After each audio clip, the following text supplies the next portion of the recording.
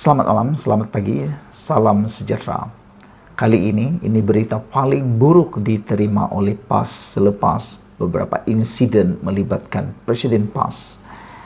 Menurut seorang pemimpin besar di dalam UMNO, yaitu Puan Zarkasi, beliau menegaskan, PAS jangan cuba lamar UMNO lagi. Wah, ini amaran paling keras, paling pedas, paling panas daripada UMNO kepada PAS. Seorang pemimpin UMNO mengakui tiada peluang kedua untuk kerjasama dengan PAS sekiranya parti dipimpin Adi Awang itu masih dengan sikap lama, suka menikam belakang. Ahli Majlis Kerja Tertinggi Puan Zarkasi berkata, PAS telah mempersiapkan peluang menghidupkan penyatuan ummah yang terbuka menerusi kerjasama dalam Mufakat Nasional LN selepas PRU 2018. Sepatutnya PAS terlebih dahulu fokus memperkuatkan Mufakat Nasional.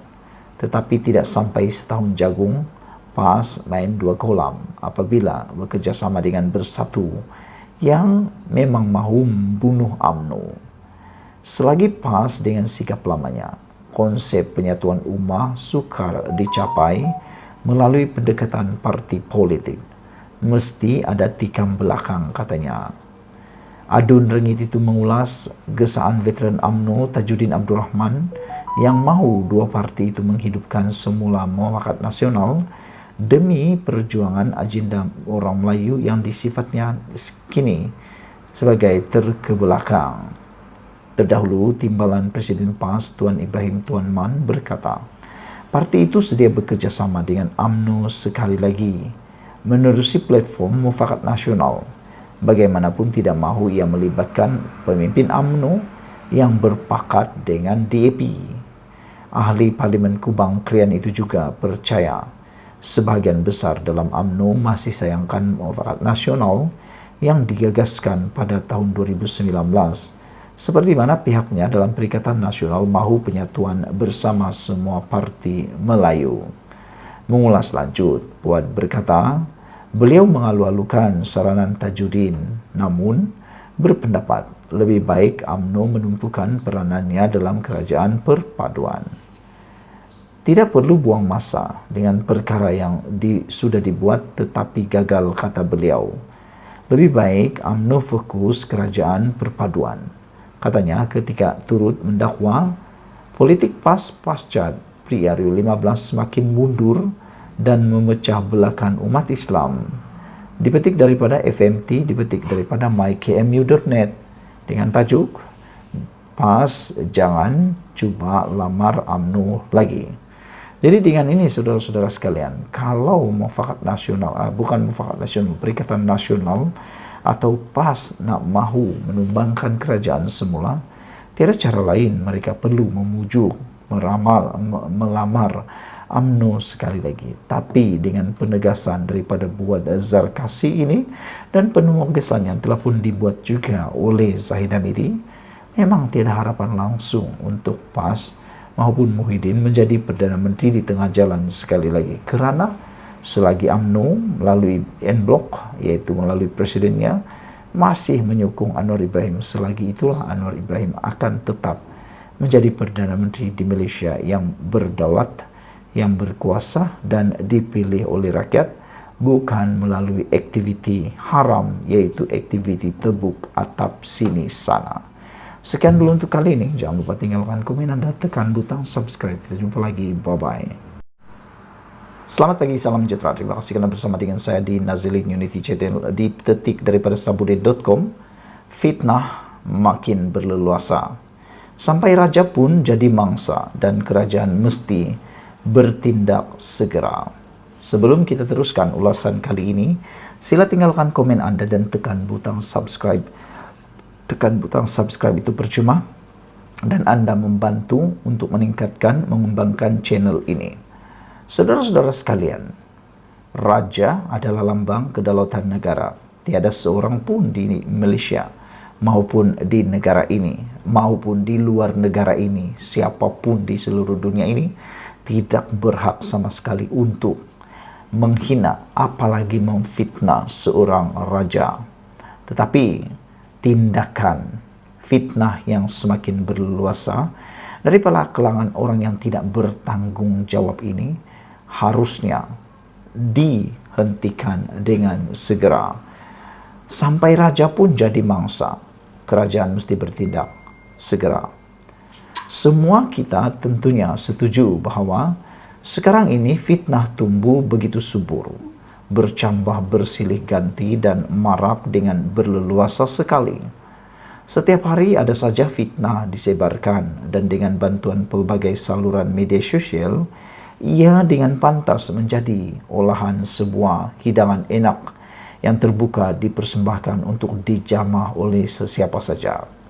Dan tentunya semua orang juga setuju bahawa fitnah ini lebih berkembang di ketika PAS menjadi pembangkang. Ada fitnah yang segera disedari oleh pembuatnya, lalu mereka segera memohon maaf, dan tidak kurang yang sebenarnya hanya terbukti setelah dibawa ke mahkamah. Macam dalam kes fitnah aset tabung haji kononnya dijual kepada bukan Islam setelah bertahun-tahun melalui proses mahkamah. Baru hari ini, pembuat fitnah itu sendiri menarik balik rayuan atas hukuman yang telah dijatuhkan oleh hakim. Ini bermakna akhirnya tukang fitnah sendiri sudah mengaku kalah dan tidak mampu lagi mempertahankan apa yang difitnahkan itu. Selepas 2018 di mana Pakatan Harapan menjadi kerajaan, ketika itu bermulalah pelbagai jenis fitnah tersebar, terutama berkaitan kepentingan Melayu dan Islam. Semua fitnah itu jika diteliti, dicipta dan disebarkan hanyalah semata-mata untuk memburukkan kerajaan kerana ada DAP di dalamnya.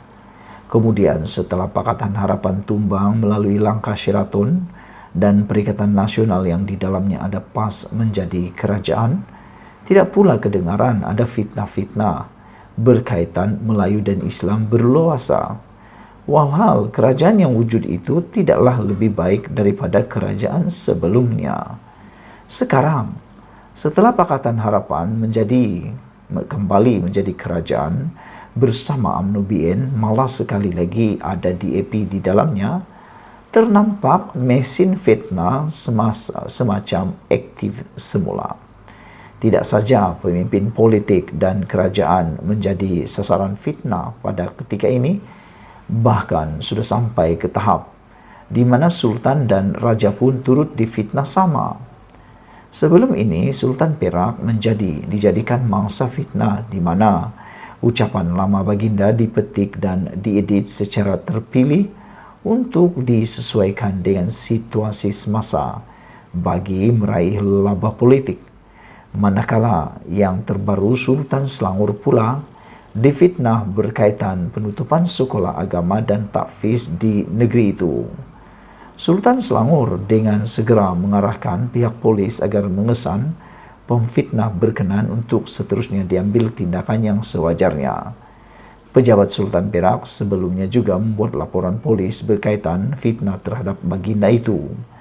Kenapakah fitnah berkaitan Islam dan Melayu hanya berleluasa ketika PAS menjadi pembangkang saja? Meski direkodkan mereka yang paling banyak kalah dalam saman fitnah, seolah-olah ketakutan kepada balasan api neraka kerana dosa fitnah itu langsung tiada. Lebih malang, dalam fitnah terhadap Menteri Dalam Negeri Saifuddin Nasution Ismail berkata atau berkaitan permohonan kewarganegaraan yang mana ia sudah pun diberi penjelasan, tetapi ia tetap diulang-ulang kembali dengan lidah rasmi PAS sendiri turut menjadi penyebar serta penggalaknya. Mendepani semua fitnah yang telah sampai ke tahap kronik ini, kerajaan sudah tidak boleh berdiam diri dan bertolak ansur lagi. Tindakan tegas mesti diambil tanpa kompromi dan seperti mengubati kencing manis, kalau perlu dipotong kaki, maka itulah yang perlu dilakukan dengan segera. Kemudian, kalau perlu dipotong kaki yang sebelah lagi, tolong jangan berlengah lagi daripada melakukannya. Tanpa keberanian mengambil tindakan tegas dan keras, kerajaan ini bukan saja dilihat lemah di mata rakyat, bahkan tidak mustahil akan tumbang di tengah jalan. Sebelum semua itu berlaku, mereka yang ada kuasa di atas sana, janganlah duduk diam saja. Tulis oleh Sambuddin Hussein, 29 Ogos 2023. Sekian dulu untuk kali ini. Jangan lupa tinggalkan komen Anda. Sila tekan butang subscribe. Kita jumpa lagi. Bye-bye. Selamat pagi, salam sejahtera. Terima kasih karena bersama dengan saya di Nazilin Unity Channel. Tindakan melampau mula menular dan tindakan melampau mula menjadi kegilaan. Manakah tidak, sehingga Sultan Sekari mereka sanggup serang. Terkini dipetik daripada Harapan Daily, memberikan satu laporan yang mengejutkan seluruh rakyat Malaysia. Lelaki muat naik ugutan terhadap Sultan Selangor. Bayangkan saudara-saudara sekalian, kalau mereka hanya mengugut Anwar Ibrahim, kalau mereka hanya memperkecilkan Anwar Ibrahim, kalau mereka memperkecilkan tokoh politik yang lain seperti Timbalan Perdana Menteri Zahid Hamidi dan yang lain-lainnya, kita masih lagi boleh cerna, kita masih lagi boleh move on, dan kita masih boleh terima. Tetapi tindakan memuat naik ugutan terhadap Sultan Selangor ini adalah perbuatan yang sangat melampau. Pada pendapat Anda, orang seperti ini sepatutnya diberi hukuman apa? Ada netizen yang kata orang seperti ini patut dibuang negara terus kerana sudah lupa daratan. Dia sangka dialah yang paling berani dan paling elok. Tapi rupa-rupanya dia tidak faham satu perkara, yaitu raja adalah lambang kedaulatan negara ini. Sesiapapun tidak boleh sama sekali memperkecilkan kedaulatan baginda Tuanku Sultan. Akhirnya, lelaki yang memuat naik ugutan terhadap Sultan Selangor ini dikenal pasti. Tular di media sosial, seorang pengguna Facebook didakwa memuat naik hantaran berbaur ugutan kepada Sultan Selangor, Sultan Sharafuddin Idris Shah. Dalam hantaran itu, individu menggunakan nama Iman Mustaqim menyatakan, Sultan yang tidak mampu menjaga agamanya sendiri, eloklah ... sampai ... Apabila kita membacakan ini, saya sendiri pun tak berani sebut. Takut-takut nanti lain pula jadinya. Sehingga saya tak berani sebut langsung. Orang ini pula dengan mudah menulis di ruangan Facebook secara terbuka, menghina, mengugut Sultan Selangor. Bayangkan, Iman Mustaqim yang menggunakan nama itu di Facebook menyatakan, Sultan yang tidak mampu menjaga agamanya sendiri, elok dipantut sampai tut, katanya.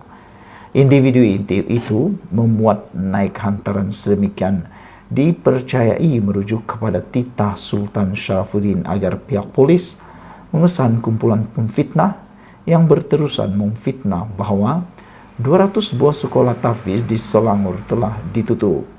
Sultan yang tak mampu menjaga agamanya sendiri eloklah dipantut sampai tut, kata beliau.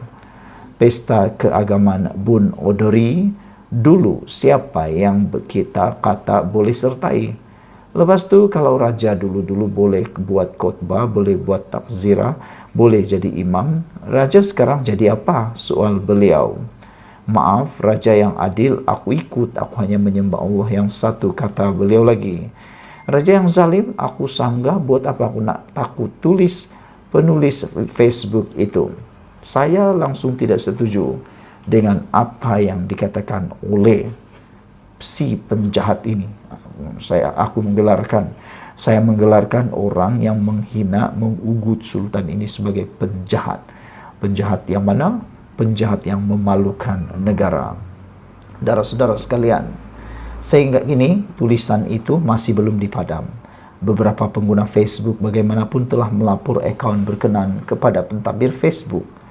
Ruangan komen individu itu juga dipenuhi komen yang menyebut mention Polis Diraja Malaysia PDRM dan Fahmi Fazil selaku Menteri Komunikasi dan Digital.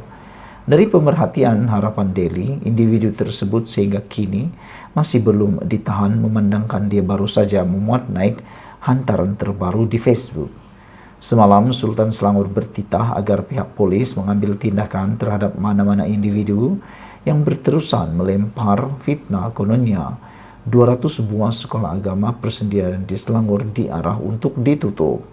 Titah Baginda Toh Mahan sedemikian secara tidak langsung merisaukan ibu bapa dan boleh menghakis kepercayaan orang ramai terhadap institusi agama dan pihak berkuasa agama khususnya di negeri ini. Baginda bertitah agar kumpulan pemfitnah segera menghentikan perbuatan khianat dan tidak bertanggung jawab ini. Andai kata mereka meneruskan perbuatan fitnah dan khianat ini, beta mohon pihak polis segera mengesan kumpulan pemfitnah ini dan mengambil tindakan undang-undang terhadap mereka, titah Baginda lagi. Semalam disahkan bahwa Sultan Selangor telah menitahkan kepada pihak polis untuk mengesan pemfitnah 200 sekolah tahfiz yang kononnya ditutup. Sultan Selangor, Sultan Syarifuddin Idris Shah bertitah agar pihak polis mengambil tindakan terhadap mana-mana individu jika berterusan melempar fitnah kononnya 200 buah sekolah tahfiz di Selangor diarah untuk tutup. Titah Baginda Tuan Mahan sedemikian secara tidak langsung merisaukan ibu bapa dan boleh menghakiskan kepercayaan orang ramai terhadap institusi agama dan pihak berkuasa agama khususnya di negeri ini, kata Sultan Selangor lagi. Sekian dulu untuk kali ini. Jangan lupa tinggalkan komen Anda, tekan butang subscribe. Kita jumpa lagi. Bye-bye.